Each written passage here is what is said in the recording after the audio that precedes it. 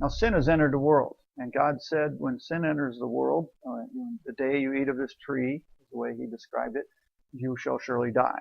Now Adam and Eve didn't die on the spot. They didn't fall over dead, but instead death entered into them and they began the process of dying. And so we see the relationship between God and man is damaged. Death has entered into the world. The relationship between the man and the woman is damaged. You read in that Genesis account, you see there's all sorts of blaming going on. Everything is destroyed by sin. And Romans 5:12 tells us this about sin. Just as sin entered the world through one man, and death through one man. Oops, I messed up. All right, let me start over here. 3, 2, 1. Sin entered the world when Adam and Eve rebelled against God. They had exercised that free will, and now the consequences are just as God said they would be. He told them when sin enters the world, and the way he put it is, the day you eat of the tree of the knowledge of good and evil, death enters the world. He said, you shall surely die. Now, Adam and Eve didn't fall over dead instantly, but in that instant of when they rebelled against God, death entered into them. They already, at that point, began the process of dying. And so sin has entered the world through a person, and along with that sin comes death. Those two are always married together, sin and death. And we find this in Romans 5, verse 12. It says, therefore, just as sin entered the world through one man, and death through sin, and in this way death came to all men because all sinned. See, Adam and Eve's sin wasn't just Adam and Eve's sin. It became all people's sin. And we say, well, that doesn't sound very fair. I wasn't there. I didn't do anything.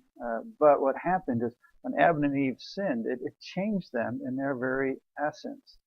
They lost that image of God.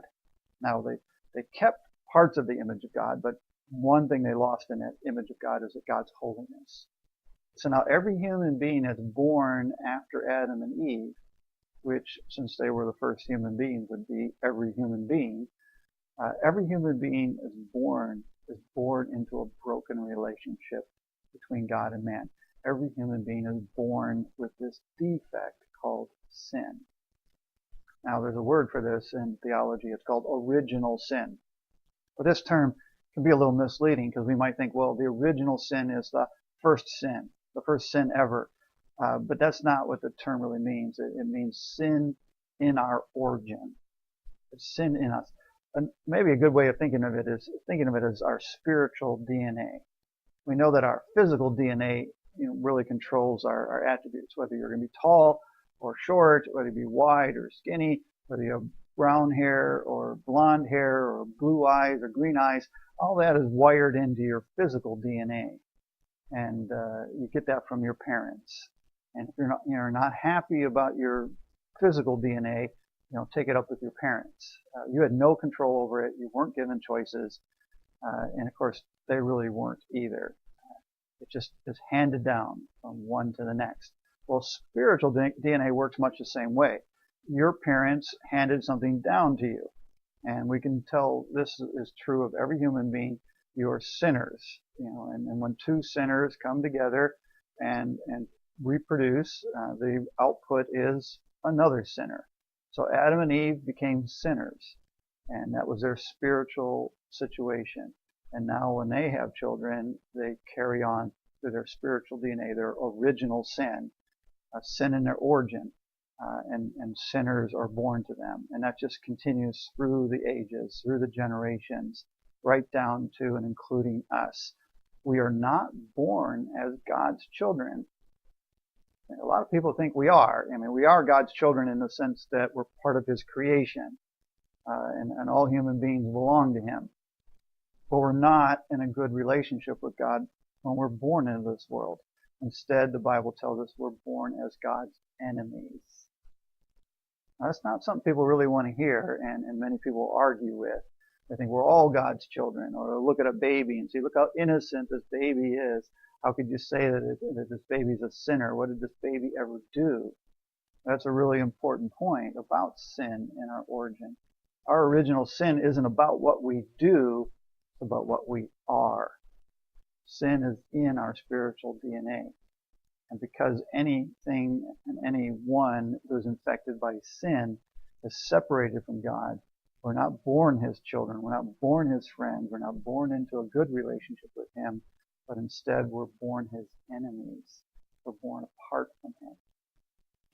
Now this too, we have to look at in the context of the current narrative about our origins.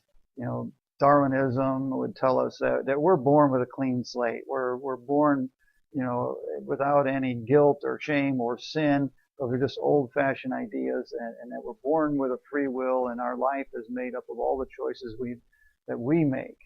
And it's really up to us, and that we can be anything we want to be, that we shouldn't consider ourselves bound by any limitations.